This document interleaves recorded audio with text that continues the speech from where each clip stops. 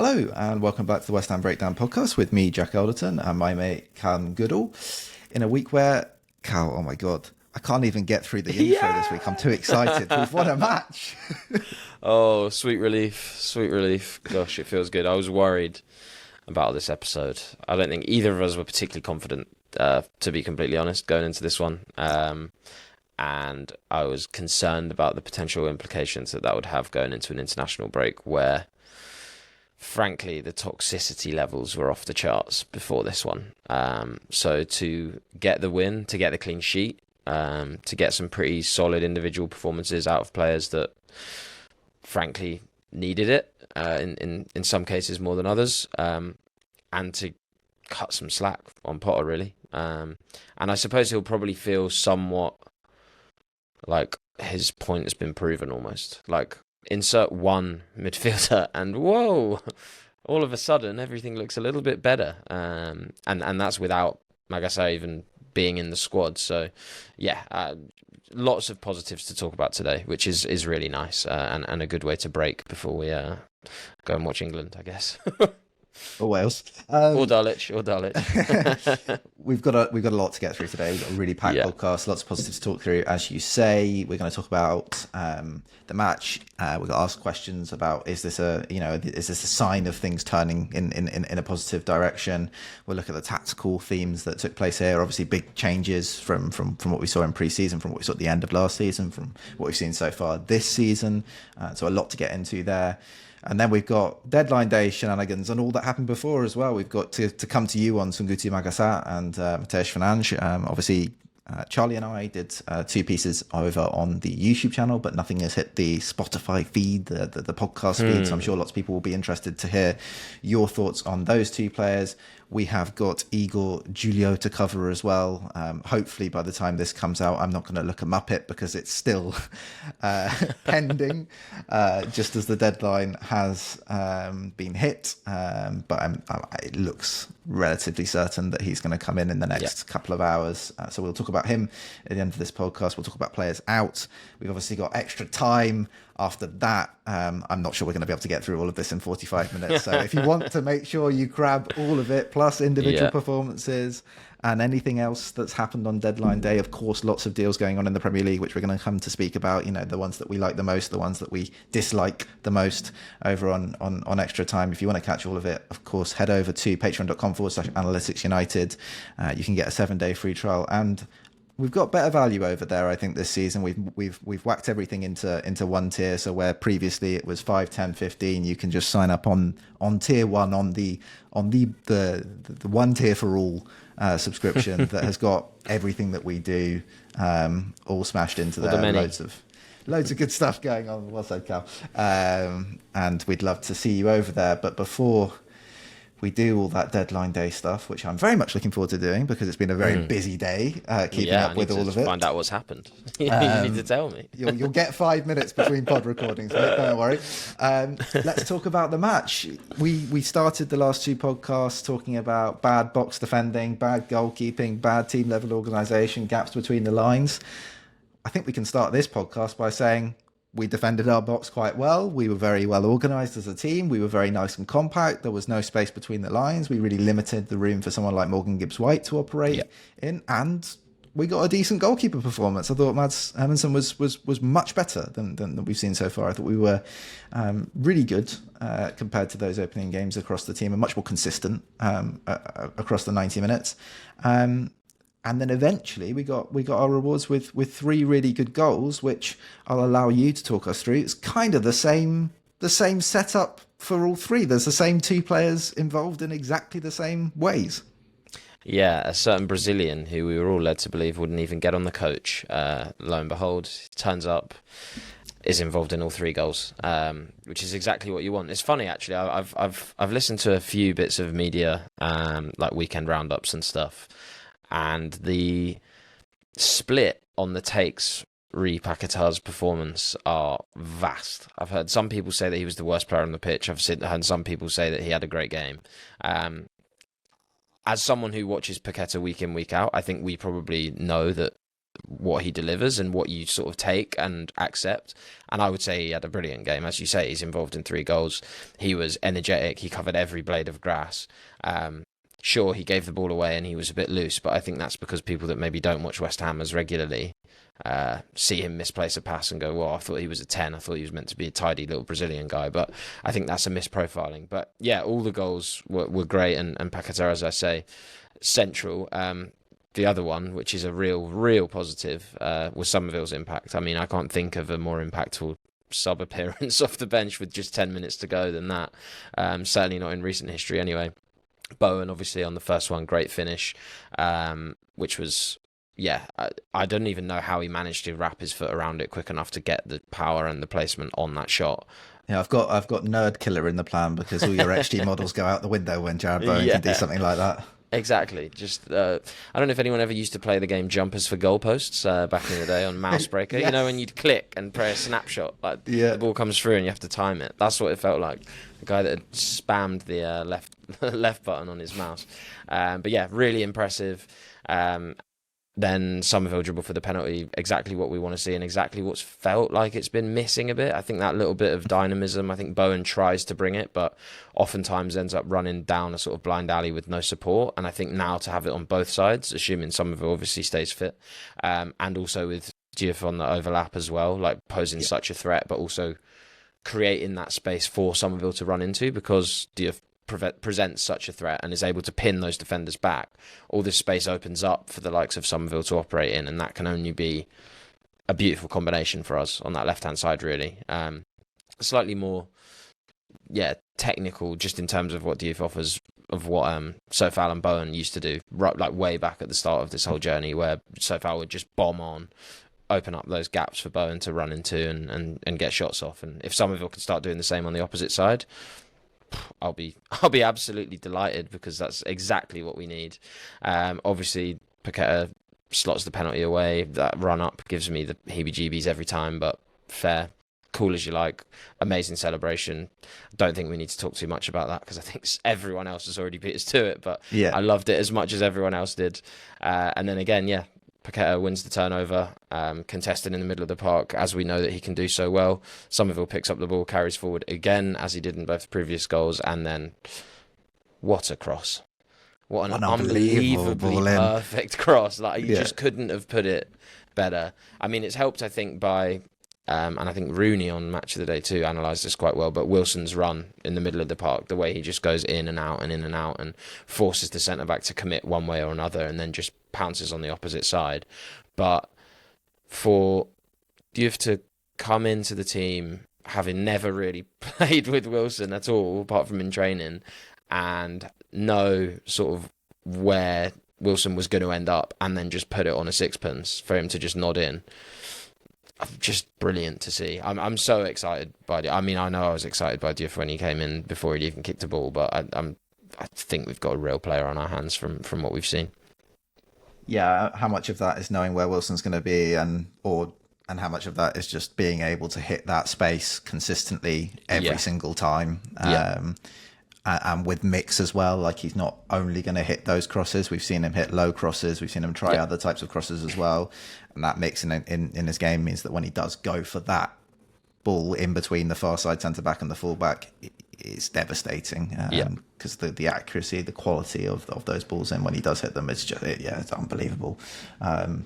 All 3 goals in transition. Darcy will be happy. Obviously, he spoke on this podcast and on Extra Time start of last season about how we were still scoring on the break, and we still hadn't really worked out how to repeatedly score goals that didn't come on the break. And then Potter came in and he said the same thing. We're still scoring on the break most of the time.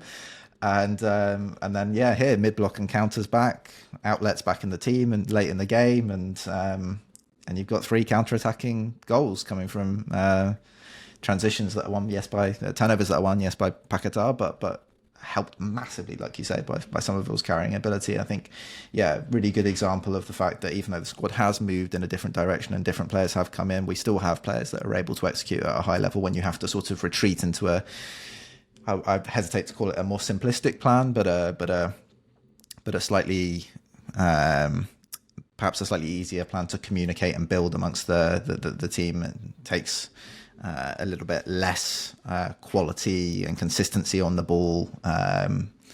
You're less making the running with the ball throughout the match. You can be a little bit more passive defensively. You can tighten up defensively. You're less reliant on centre-backs jumping out when you're trying to... all of these things, the timing of all of that stuff and the quality of all of that stuff has been, as we know, very variable. And it's nice to know that even with those changes in the squad, we can do this if we need to. We can go to the sort of plan and still execute well and get a good result. Which brings me to the big question in this hot part of the podcast, which, is this a sign of things turning around? Is it a win in isolation against the Forest team that had an off day, or do we feel that it's a sign of things turning? And the first question there with that is about that usage of the mid block, really, and protecting the middle third better. If we can do that and we can execute that more consistently, which I have faith that we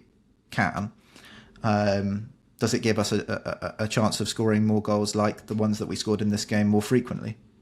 I think so, and I think some people might look at it as a bit of a step backwards, or as an admission of Potter's ideas aren't going to work with the squad, and therefore we're just going back to what we know. But I think it's not that simple, because it doesn't have to be a complete step away from what Potter wants to do. It's not a return to mid-block and counter in the way that we used to do it, where it was mid-block, passive, and counter when in possession. I think this is mid-block, aggressive still. You can still have the pressing and the tenacity, which we see in this. It's turnovers that we've forced ourselves, and then it's knowing when to transition in those moments when the defence aren't set.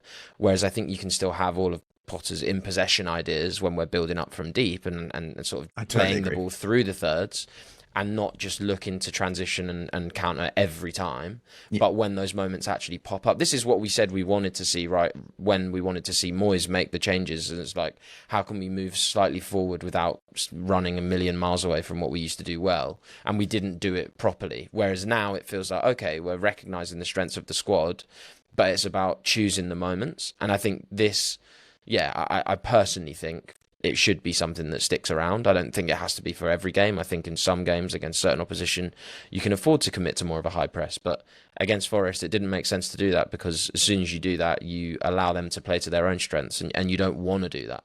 But other teams, it's going to be less of an issue. It's going to be less of a concern about an opposition's transitional threat. So you can push higher up. But I think it works really well, as we've seen in this game, not just for our defenders, but for our midfielders as well, and also for the attackers who don't probably feel quite so demoralised after chasing loads of stuff down and then not getting any results out of it. Mm-hmm, mm-hmm. It's also worth saying, I think, at this point that we haven't been committed to playing some sort of crazy high pressing system under Potter so far. I think the big difference actually is having extra bodies in the midfield and better coverage of the middle third enables us to win turnovers in the middle of the pitch. And the middle of the pitch might not be on the halfway line, but the middle of the pitch as the pitch becomes when the opposition step up the pitch, if that makes sense. So the pitch might be constricted in that moment when we're defending to our half of the pitch, but we'll win it in the middle of our half, rather than the only place we're able to affect turnovers really being with the centre backs or with the wing backs. Previously, that's been where we were able to win the ball, and that makes it much harder to get forward quickly, burst away and on carries and create chances on counter attacks with the 4 as opposed to the 5, and the extra bodies in midfield, and the wider coverage in midfield. We've had 3 in midfield, or even 2 in midfield with 1 joining the front line. It's been quite easy to get round that unit, and we can't really win the ball in the middle of the pitch. Here you see us actually winning the ball in the middle of the pitch a few times, and that's what Declan Rice did brilliantly, right, for us for years. It wasn't just that we had outlets, it was that we had a way of winning the ball in a more dangerous position to be able to transition more directly. Yeah, and I also think it's about who the distributors are, right? When you win the ball at the back and it's the centre halves that are winning it, we never really had the players at centre back that could then do the nice intricate stuff in play and help you make that transition really accurately, which is often why we ended up looking at the long ball into the channels to Antonio. I think if you win the ball in the middle of the park, the person that is then tasked with making the decision of whether it's a transitional moment or whether we should actually just play backwards and set our possession and build up in this moment. But also then in terms of the ability to execute the right weight of pass as well, it's gone from relying on centre-backs to do that to relying on Lucas Paquetá, relying on Mateus Fernandes, players that are comfortable. That is it's really gone for it there. And that itself, we see, like, you're not having to sort of try and link up with wingers that are ahead of you or go through the midfielder to then get to the winger, because it's already the midfielder that's got it, and they can go straight to Summerville, as we see in 3 instances for all 3 goals, really. Mm-hmm, mm-hmm. Last question then, and we're going to have to do this quicker than I wanted to, because we have to keep going apace to try and get through this plan. We're a counter-attacking outfit today, man. We are. Is it a good thing that our manager can change after just 2 weeks? You know, we came through pre-season with a clear plan, a clear idea of how we wanted to approach the season, how we wanted to play, what the squad looked like, what the build was heading into the season. You know, what we prioritised in terms of the kinds of players that we added to the group. And then after 2 weeks, plus obviously a Carabao Cup game, things haven't gone well. We haven't got good results. We've been sometimes, you know, like through first halves of games, even through 60 minutes of games, like defensively solid and difficult to break down and haven't conceded many chances. It was definitely the case at Sunderland, definitely in the first half. I think it was also really the case against Wolves. And then it's, you know, in moments where the defence has just kind of fallen apart, you know, whether it's an individual error that triggers it, and then things just start to go from bad to worse from that point onwards, and then we've become too vulnerable, too easy to score to score goals against, too easy for the score to run up, and for it to be very hard for us to compete, because we need to then score 3 or 4 goals just to be in a game, you know, to have a chance of even drawing a game, never mind winning it. So yeah, I asked the question sort of in contrast maybe to other managers we've seen in the Premier League, you know, Ruben Amorim at Man United, who's really struggled since he's been there, but stuck steadfastly to the approach. And we see him at Grimsby. I think Mason Mount played at left wing back, right? Like it's the system stays the same, the shape stays the same, regardless of if the players are able to operate at the level you expect of them in that system. And then we saw similar sort of Russell Martin at Southampton. I mean, Company at Burnley was sort of similar in the Premier League. These managers that just like stay to their idea, stick to their idea, whatever the case may be, even if the players are struggling. Contrast that with this, which is, I think, quite a proactive, you know, like, okay, this isn't working, even though we've planned for this throughout the entire preseason. Let's change it. How do we feel about that? I'm hot on that. I think that's good. I think pragmatism is a real strength for any manager, in my opinion. I think having the humility to accept that and it's not going right, I think, is a massive strength, and it means that in practice, in theory, of course, but also in practice, when they do that and they do put the brakes on and change, it can really stop a spiral. And I think if we tried again the same system, and Potter's obviously said, and rightly so in some instances, that he didn't feel we were that far away from things clicking. And I think sometimes that can rub fans up the wrong way, because it doesn't feel like that as a fan when you're watching your team lose. But as a coach, when you know what you're coaching in the week and you see it in play, it can be like, oh, we're not that far away, and it's difficult. But if we'd have lost again playing the same way, I think the dressing room would be hugely different. The fan base would be even more toxic. And I think him sort of swallowing his pride and making a change for all the better as well. Like, it was the right change. It wasn't just like a swallowing of pride. It was the right tactical move, and it worked. But yeah, I think that's hugely good for us moving forward. I think it's an interesting one, because I think with Company and with Martin and with other managers as well, I think sometimes it's a case of, imagine if I had better players. You could imagine how this would work at the top of the table, wouldn't it? And they go off and get bigger jobs, and Martin's obviously at Rangers and it's not really working out. Terribly. Yeah. But Company obviously done well. Amorim at the top, he's not trying, he's at the top, so he's sort of feeling like he should have those players, and therefore it should work. Whereas I think Potter, he's obviously with a club down at the bottom of the table, but he's made that move before. He's done the whole, I imagine what I could do if I had Chelsea's budget and all their players, and that didn't necessarily work out. And I think that maybe benefits us in a way, because he's not trying to impress anyone else elsewhere. I think it's all focused on this, and fingers crossed that will be all for the better. But I also wonder if there's an element of actually maybe how much of this was kind of the long-term plan anyway, once he had the right players to actually do it, and how much of the back three with the two in midfield was just, or the three in midfield and two up top was a case of, this is what I've got and this is what I think is the best way right now. But as soon as I have the right players, it's a lot of the stuff that we thought we might do before we saw the two up top, right? And we just didn't see it. That's one of two alternative theories, right? One is that, we've been heavily impacted and limited by players like Summerville not being available and affecting the flexibility of what we're able to do. And then obviously Kudus went out the door, Guilherme got injured, and Summerville was already injured. It makes it very difficult to do too much else. And we've obviously wanted to do things to change the profiles that we're able to select in the middle of the park, but it took a very long time for those players to come in. And so it's difficult to know really what a primary plan may or may not be. Because players come in and players change things, right? And that may have always been something that was in a plan, or it may just be.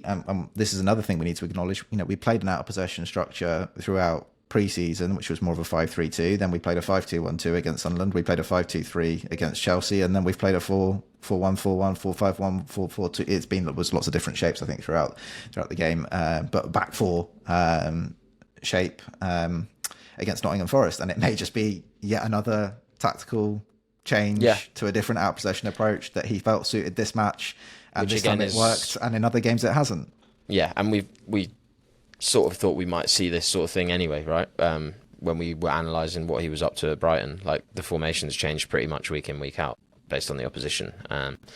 And I think, he's probably been somewhat hamstrung in the sense that he probably hasn't had the confidence in the squad to be able to change week in, week out until now. But I think now that you're seeing players come in, he probably feels like he has the freedom to be able to do that. He's got a bit more depth. He's got a bit more tactical versatility in those players. So, I wouldn't be surprised if we keep seeing the principles stay the same, but the shape can change, I would say.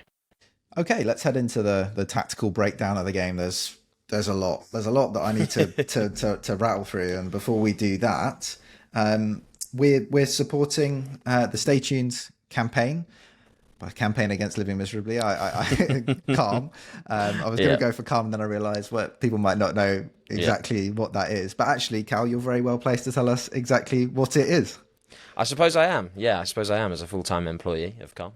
But Calm is a suicide prevention charity based in the UK, highly disruptive, highly interventionist. You probably will have seen our campaigns if you've seen anything, but if not, definitely go check it out at the calmzone.net, and you'll probably recognise a lot of the stuff. But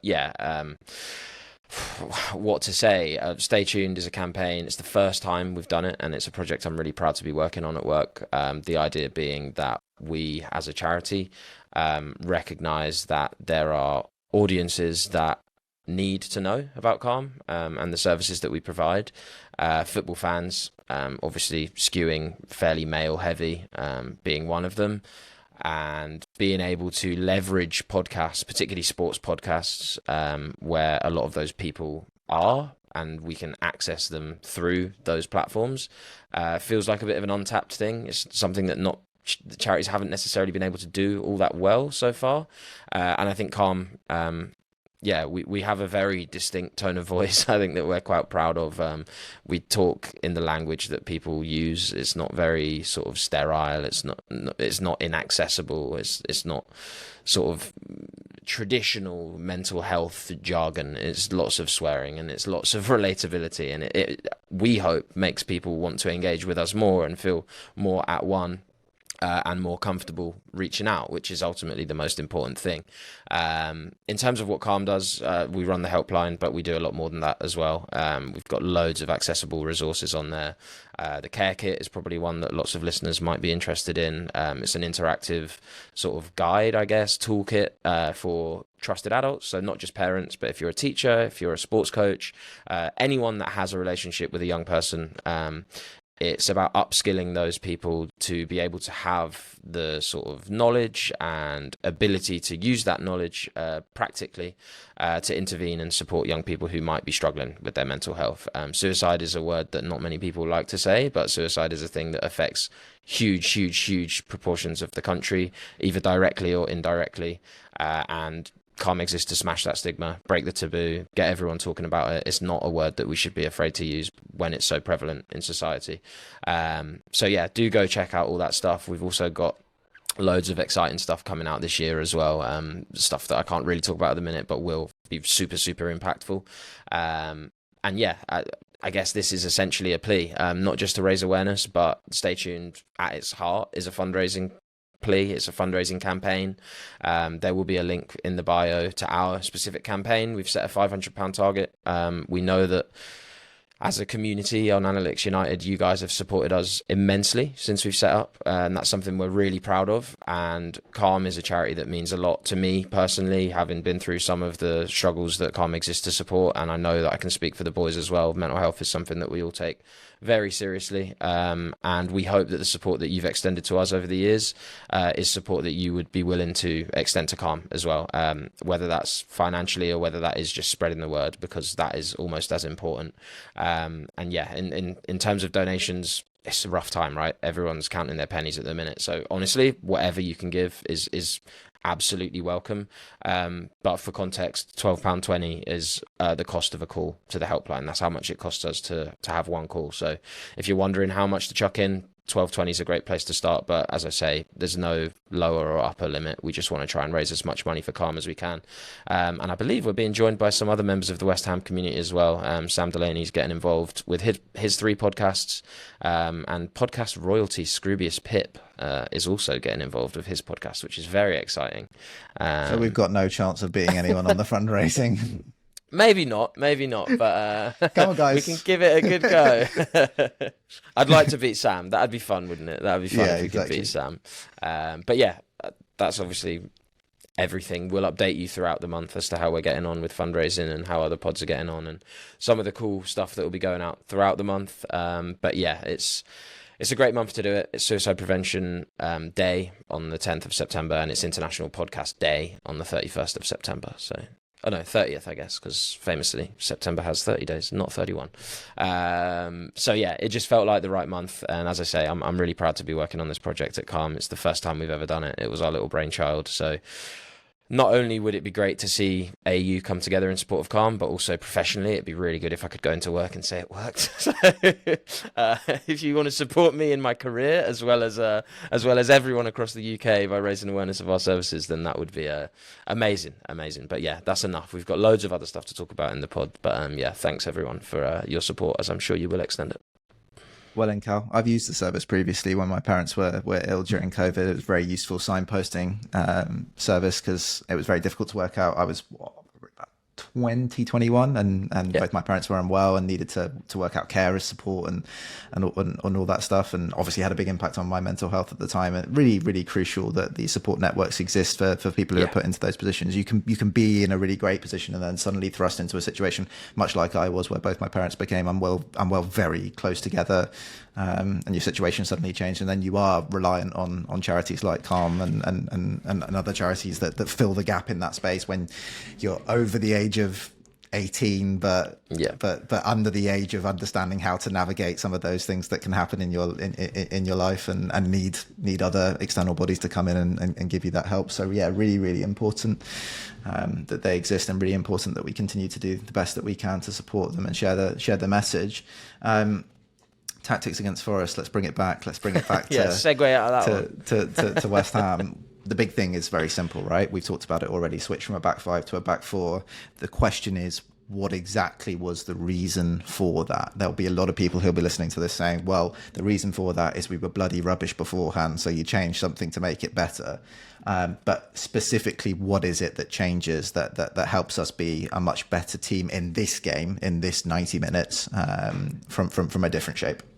Well, I think ultimately we said in the preview that Nottingham Forest were, even more so this season than last season, but trying to congest the middle of the park. And we felt that our midfield hadn't really been able to compete at all so far this season. So it sounds incredibly simple, but by taking one person out of the defence, going from a 4 to a 5 to a 4, and putting one extra body in midfield, Two, really. We get two, don't we? Exactly. When we're defending deep in this game, higher up the pitch, I think it was more of a 4-4-2 when Forest were building out from their centre backs. But the rest of the time we drop the wingers in, and Paquetá goes back into midfield, and we get those two extra bodies in the middle. Yeah, and in terms of the profiles as well, like, and you think of some of the players that were actually out, like Fernandes was out there in parts, Paquetá out there. Like, you've got not only more bodies in there, but you've also got extremely combative players in positions where otherwise you might ordinarily get bypassed, because usually it's like not very combative wingers. It's usually pacey, tricky wingers, and instead you've got essentially a central midfielder who just happens to be incredibly good in possession and on the ball, but snapping into those challenges. And I think it threw a spanner in the works, really, for Forest. I don't think they would have expected it. I think Ndoye had a quiet game. He got in behind a few times, but I don't think he ever really threatened that much, which was a big area of concern for us, I think, going into the match. So that was really pleasing to see as well. But yeah, I mean, it kind of is as simple as that, isn't it, really? It's finding what our glaring weaknesses were. And also, I think as well, the reason you often have three centre-backs in there, not only to help with build-up, which is one, but also to be able to dominate the box from a defensive point of view, and we just weren't doing that. Yeah. So, like, what is actually the point of having the third centre-back if we'd been so weak in defending our own box? There's no benefit in having that extra centre-back there. And I would say, in some instances, it even confused things, because I think moments where in this game Hermansen was quite, or to me at least, looked more comfortable coming off his line, whereas I think in previous games, some of those balls that he might have claimed, he might have expected one of the centre-backs to be more responsible for, because there are three of them and therefore one of them should nod it out. Whereas if the centre-backs are a bit wider, Hermansen's got a wider zone of sort of operation. He's like, okay, no, this is my area, so I'm going to come out and claim that, and sort of removes that element of confusion, which I think is also a huge bonus for a keeper who had an underwhelming start to the season, should we say. Yeah, big thing for me as well is, when you play a back five, you need jumpers in the back line, right? You need your wide centre backs to jump out and support the press and help fill out the midfield at times when players are dropping into to receive in dangerous positions. So you get a five that can feel like a four, or can feel like a three, or can even feel like a two in moments if you've got all three centre backs back. The wing backs jumped high in the high press shape, and then one of the three centre backs goes and jumps with one of the forwards who's dropping in as well. It becomes a two in a moment. So there's real flexibility over how that shape moves, and players have to always be thinking not just about their man, but covering space that might be left by someone else when they go out of the back line. A four is a four. Like, it's very simple. You're able to stay together. It's less flexible. There's less flex in it, and therefore it simplifies, I think, some of the jobs for the players back there, which was really good, really positive change. We get better performance from centre backs. We get better performance from the midfield. It's able to compete better in smaller spaces. We get natural wingers that are providing more outlet in transition. That's particularly at the end of the game when Summerville's on. There were some things that I think still need a little bit of work. Like, it wasn't perfect by any stretch. I don't think we were great with the ball. I think there was a lot of work that needed to be done there. I think the initial build-up stuff was good enough. Like, I think counterintuitively, right, you play from a three at the back and you would think, or a five at the back, and you think you have six players there in build up, your wing backs, your three centre backs and your goalkeeper, but actually you often end up with the wing backs high up the pitch, the goalkeeper out, and just four players in the first line. Whereas you go to a four, take one body out, but you end up almost with one body more in build-up, because you have the two fullbacks, the two centre-backs, and the goalkeeper stepping up between the two centre-backs. So despite losing a player from the defensive line, you can almost end up adding a player from a build-up perspective. You have more bodies back there to help you get through. I thought Hermansen being able to step up between the centre-backs was really nice, like, especially against a mid-block team. There were situations where, they're not pressing the goalkeeper and he's just rolling the ball forwards up the pitch, and that's the kind of thing that I want to see. It leads to better control. It helps us get through into more dangerous areas of the pitch.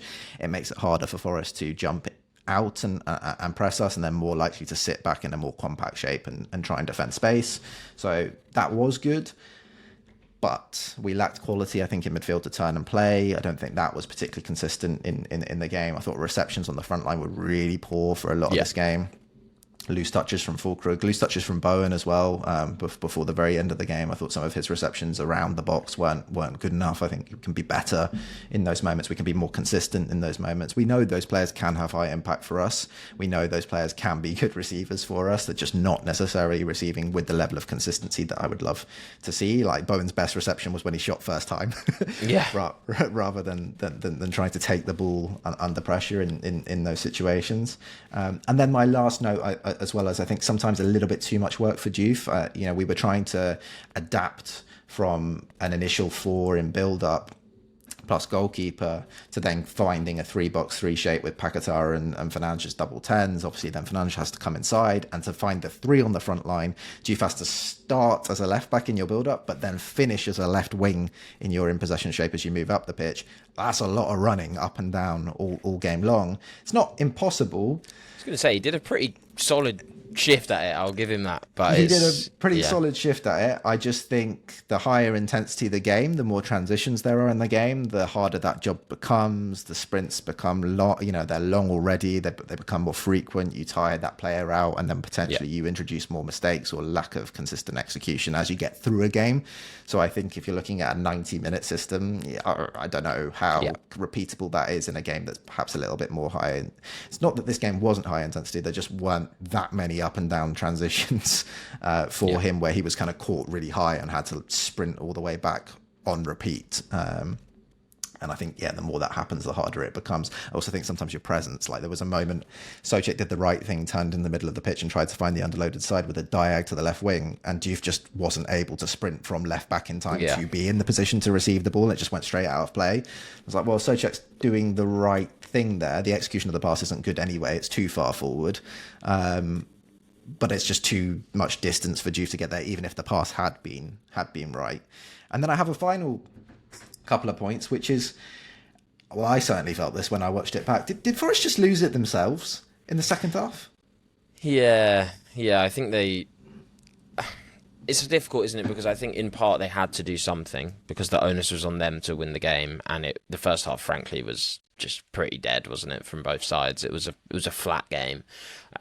You're at home. You're the ascendant team that are in the better form and have higher expectations this season. So it makes sense that they go in and make some changes at halftime that they think are going to allow them to exert increased level of dominance, I guess, in the game, or at least threat rather than dominance, but certainly threat, by pushing Olaina up into a sort of right wing position, I suppose. He was holding the width high up the pitch, Yeah, which I guess in theory you're thinking it allows Ndoye to get closer to the goal and he's more likely to score from there. But I think part of then Ndoye's... McAtee comes on and wants to play inside the pitch. Exactly. And add that extra body to combine in the middle third. So then you need Aina to go all the way high on the right wing.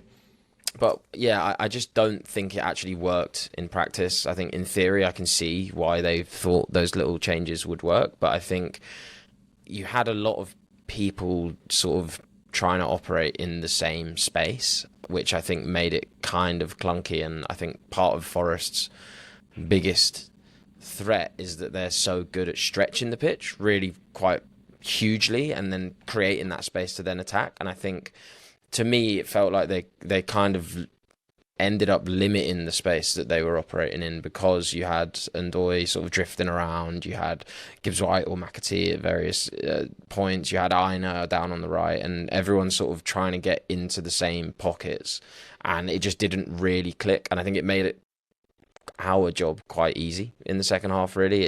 It kind of allowed us to just be like, all right, lock it up. let's go on. Well, I would perhaps disagree. I think my take is more that Forest were able to create a little bit more. They were created a little bit more regularly in the second half, pushing both fullbacks higher up the pitch, and particularly pushing Aina very high up the pitch. The main thing that I took issue with is that Nikola Milenkovic looks like Kurt Zouma with no knees if you give him massive amounts of space to defend. And when you leave the right back high and there's no one at home on the right side of the defence, you put a winger up against Milenkovic and it's like curtains for Well, this is Nikola what I mean. Milenkovic. They made it easy for us in the sense that we didn't really have to think too much about our in-possession plan after that, because it was like, okay, sweet. Exactly. Well, the space that we wanted to try and attack in the first half was more difficult to actually penetrate because Aina was a lot closer. He was tucking into DM, but it was quite easy for him to get back outside quite quickly and then stand Diouf up, or at least get involved in that 1v1. Whereas if we timed our transitions right, which we did in the last, well, as soon as Summerville came on, but even before that, we were starting to look like we could threaten down that side when Aina was being pushed up. As long as you can play that ball into the space and you've got Diouf or Summerville on the charge, Aina's knackered. He's been on the pitch for so long. Or both. Or Bowen. Yeah, both. Any of them, really. And Bowen actually went out there and then did that dribble across the... And I just think as soon as it happened, as soon as that second half change happened and Aina went high, I think Potter must have been rubbing his hands on the touchline thinking, I cannot wait till I can... Physios told me I'm going to get 15 minutes out of Summerville. That 75th minute is going to hit like crack. I can't wait. And obviously that is exactly what happened. And I remember saying to Darcy when they made that change, ooh, there's a lot of space on that side of the pitch. If we can put some legs out there, we're going to cause some really big problems. And we did. I think, and it's then they got kind of blueprint. stuck in a negative spiral, right? They had to send bodies forward to try and attack, so they kept them high. And then you get these situations where Jared Bowen's like, "Wait, I'm on the right wing. Let me get out there. They're having fun out there." Yeah, I think it's pretty exciting as well. Like how effective it was. Obviously, Summerville's minutes still need to be managed, but knowing, as we spoke about at the top of the pod, like that left-hand side, when Summerville's fit, when Paquetá can potentially come into the midfield and have Summerville up there and Diouf on the overlap, in a league that seems to be reverting back to embracing like bombing fullbacks in terms of Frimpong and Kirkes. You're seeing City push their fullbacks up a lot more aggressively these days as well. So I think the instances in which we can use that as a sort of method in games is probably higher than it would have been last season or even the season before that, where you still got teams like Arsenal, obviously, who have basically got 8 centre-backs to play in a back four, which is going to be very different. But yeah, like the idea of being able to have this mid-block and transition in our pockets, particularly against the bigger teams who I think we've always generally competed against, but it feels like that slipped away in recent times. I think of the Chelsea games. I think of some of Arsenal last season when we got absolutely battered. Was it last season or the season before that? I feel like it was the 6-1. Yeah, I think it was last season. Yeah. I think we've been battered back-to-back seasons by them. Yeah. Oh, sorry, guys. It's meant to bring positivity on this pod. But yeah, I think it's just an exciting thing to know that we have that in our back pocket. And not even necessarily in our back pocket, maybe in our front pocket in some games. When you've got players that... I don't even know if that works. Stretching the metaphor to its absolute limits. And I'm saving you because we're about 5 minutes over where our last break was meant to be. So... we're going to a break. Yeah, nice. Okay, as you might have expected, based on what I just said at the end of the last section, we are running out of time, and I've got quite a lot of things to get through on the plan here. Go. Which means no. I'm not rushing. We've got a second pod to do. It's going over there. You can join us, of course, as I say, every single episode over on Patreon, patreon.com/analytics united, where you can get the first 7 days free. Try it before you buy it. I think most people stick around because of the quality of the stuff that we do put up there. We put a lot of hard work into trying to make sure that it's the highest quality coverage we can, looking at previews of opposition, pre-match pack, which is a story of how the opposition play, the FPL show, the bi-weekly quiz where you can get stuck in. You can join in. We did we had a really fun episode. We've had 2 really fun episodes back to back, haven't we? We had a GeoGuessr football themed GeoGuessr episode, and then we had a Family Fortunes episode where you sent in, or Patreon sent in their answers to a series of mad questions that Charlie came up with, and then we had to guess which answers had appeared the most, sort of an inverse pointless, which was really good. And there's all sorts of stuff like that coming up, loads more stuff like that, plus all the normal West Ham coverage, player ratings, the extra time show, which is going to be a beefy one this week based on what we've done in this main pod. But what I will come to you on is Igor Julio's going to have to wait. He's going to ET. Yeah, that's why we're going to talk about him. I'm going to come to you on Magassa and Fernandes. I know you're really excited about these 2 players. if you've watched the shows that we did on YouTube, the snap coverage that Charlie and I did on YouTube, you know what I think. If you want to hear what I think, you can head over there, and we spoke for sort of 20 minutes about each player. So there's really in-depth coverage on the two of them. But Cal, how do you feel about those two guys coming into the midfield? Two very young, talented players. Really, really, really positive, as everyone would expect. I think the first thing, which applies to both of them, but probably more so Magassa, because I think Fernandes will just establish himself as an 8, realistically. But I think the positional versatility of both, when considered in the context of what we've discussed even in this pod about Potter sort of tweaking shapes week in, week out, having players like that is just an unbelievable upside. I think over the past few seasons, we've had good players, but players that can only really do well in one position, and even then it's one position in very specific circumstances generally. I think Ward-Prowse can be a very effective player if you play the entire system to his strengths, and I think that limits pretty much everyone else on the pitch if you do it properly. Similarly with our plethora of strikers that we've had over the seasons, like all of them have been good players, but generally they've only ever been good at one thing. Bringing in someone like Magassa who can play 6, 8, 10 centre-back, like that is hugely impressive. It's a player that can be involved pretty much every week, no matter what the starting shape is, because you will find a slot to put him in. And the same with Fernandes, but obviously in different positions. I mean, 6, 8 and 10 Fernandes can do. We've also seen that he can do the Paquetá shift as a left winger that tucks inside, or even a right winger that tucks inside. So yeah, really, really excited from that point of view. Age profile, obviously also a huge tick. We have for a long time wanted to reduce the age of the squad. I think we were the oldest or the second oldest squad last season. Bringing in 2 players who probably will start 100% in Fernandes, and I expect Magassa, if not straight away, but certainly pretty quickly to break into that starting 11, given what he's good at and what we are bad at. And for them both to be 21, just brilliant, isn't it? And I think it's very good scouting in terms of profiling, and I think that bodes well when you bring in a 21-year-old that should, in theory, fix a lot of the things that are problems within your squad. That protects their value, because you're going to put them up in a system that highlights their strengths and also platforms them as someone who is central to the success, if you have it, of the team, and therefore inflates their market value, because clubs will be looking at it going, oh my gosh, look what they're doing in that West Ham side, imagine what they could do in our side. That is a real thing that we haven't been able to do very well ever, really, to be honest. I think Rice is a bit of a unicorn because he was just so freakishly good at so many things that every club, no matter what system you play, would need. And then I think oftentimes, as we've seen in this window, we've let players go for far less than arguably you would want. I mean, Emerson going for £1 million, he's not £1 million player. There are players in the Championship that are going for 5 times as much as that are not half the player of Emerson. But that's because we've not managed it particularly well. And I think this looks like a good transition. It's how I want my club to be run. Yeah, really excited. I mean, you've already done the chat about their strengths and weaknesses in great depth. And if you haven't listened to that yet, then I would advise everyone does, because yeah, really, really top quality analysis, actually. Not that we ever produce anything that isn't, but listening to it, it did feel like, wow, okay, yeah, this. And I can say that because I wasn't on it, so I'm not tooting my own trumpet. I'm blowing smoke up Jack's ass instead.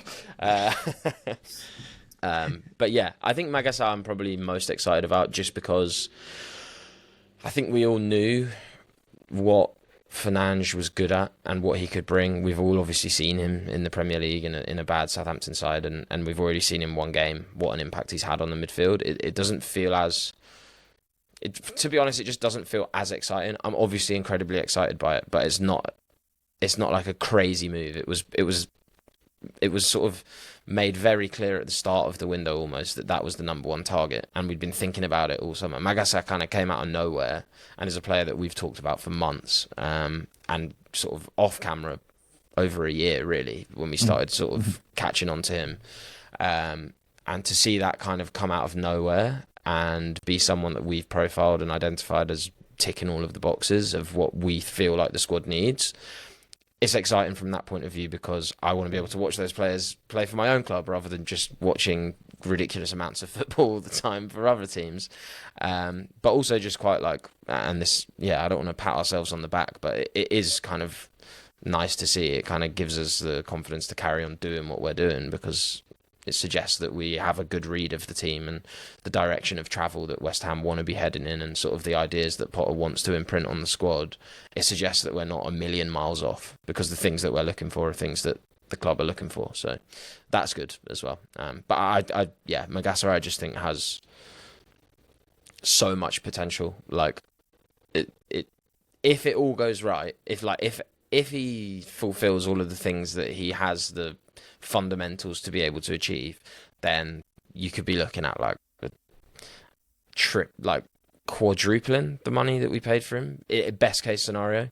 I just think he's got the potential to be such a well-rounded profile. Like everyone raves about a Baleba and those sorts of players, the Caicedos, the sort of ground covering, dual dominating midfielders that have a little bit of flair about them, whether that's maybe you're a good deep passer or maybe you're a good progressive carrier. You only really need to have one of them in addition to being solid out of possession and a good engine in the middle to be an elite midfielder, really. It feels like these days, which... I think realistically... Which is a lot anyway, to be honest. Well, yeah, it is. But what I'm saying is you don't need to be a carrier, a passer, a press resistor, a ball winner. You don't need to be all of it. You just need to have a few at a top level. And I think if he handles the transition to the Prem, which I think he will, and I think generally there's a pretty good track record of Ligue 1 to Premier League. It's worked pretty well recently, especially. I think there's every reason to be really excited, and I can't wait to see him make his debut. I echo what you said, though, on the pod, is that you have to remember they are both 21, and they will make errors. This is not me saying that he is the Messiah and he's going to fix all of our issues and we're going to go on a Champions League tear-up. He will make mistakes, but that's kind of what all West Ham fans say they want, right? Like, they want these young players that want to play for the club and do the best for the club and want to grow with the club, and we want to build up our own, and errors come with that. You can't, otherwise we have to go and do what we've tried to do for so long, which is buy the player at the peak of their powers for the highest price they'll ever be worth, and then expect them to come in and perform at that level, and inevitably don't. So, and then lose out on value at the end because they're a depreciating asset. Like it's you have to tolerate other errors if you want to be a team that allows players to grow with you. Yeah. And if you want to sign more of them. Because if we don't handle this correctly, other young players with similar ambitions will go, oh, I saw what happened to those two 21-year-olds that went there and it didn't quite work out. Maybe I'll go to Palace or Brighton, or who are obviously already ahead of us really in this field anyway. So, I think a bit of grace. Yeah, it's part of the process. I think just for some brief coverage, if you're not heading over to watch those things on YouTube, and or if you haven't seen them, Magassa very, very strong defensively, loads and loads of tackles, great coverage, lots of ball recoveries, lots of interceptions. He's really up there for a lot of those metrics. His peers, in terms of combining them to players in the Premier League, I think like players like Ryan Gravenberch and Alexis McAllister, who we've seen operate at a really high level defensively last season, for in a title-winning side, right, as the base of a title-winning midfield. So that's a really, really good sign. He is a very capable passer. He can break lines. He can create things for you. He does like to try a risky pass from the base of midfield. He is incredibly press resistant, has the capability to be incredibly press resistant. It's probably the right way of putting it. He can roll out of pressure very nicely. If there is a weakness, if there is an obvious weakness, the weakness is probably that he sometimes is a little bit too nonchalant for his own good, and that can lead to him making mistakes that he shouldn't make. That consistency will come in his game as he matures if he's supported in the right way, to grow and get more experience. I have a lot of confidence in his ability going forward. Mateus Fernandes is just an animal in midfield. He does a bit of everything at a high level, contributes a huge amount of energy with and without the ball, carries, creates chances, gets in the box to score goals. yeah, a capable progressive passer, lots of tackles. I think there was an Opta stat that came out, or a tweet that came out, highlighting that he was like, over the time that he'd been at Southampton, created the most chances, won the most duels, made the most tackles, and popped up with goals as well. So yeah, really impressive young player. Really excited about the pair of them.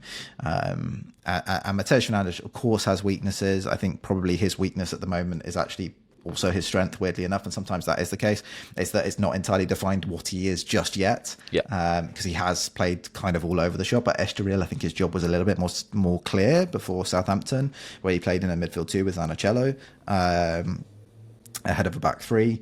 I'm really interested to see how we use him this season, whether it's about bedding him into a role that he can really begin to thrive in and begin to get to grips with, or whether we actually use his flexibility, his ability to do many things at a high standard, to enable us to be more flexible across playing multiple different ways. Really intrigued to see how that moves forward. If you want to hear more about those players, if you want to hear Darcy on those players, if you want to hear us talk about Igor Julia, if you want to hear us talk about Emerson and Agard, other things that have happened on transfer deadline day across the Premier League, individual performances in the Nottingham Forest match which we haven't been able to get to on the main pod, there's lots to talk about there, from Lucas Paquetá through to the 2 centre-backs and how they played, to Kyle Walker-Peters coming in to start a game, to the 2 strikers, the one that started the game in Nicholas Fulkrug and the one that came off the bench in Callum Wilson. All of that conversation is going to be over on Patreon on Extra Time, patreon.com/Analytics United, to grab that. We'd love to see you there. Thank you, Cal. It's lovely to cover a win, and we're off for a very short break to enjoy some international footy. See you after that.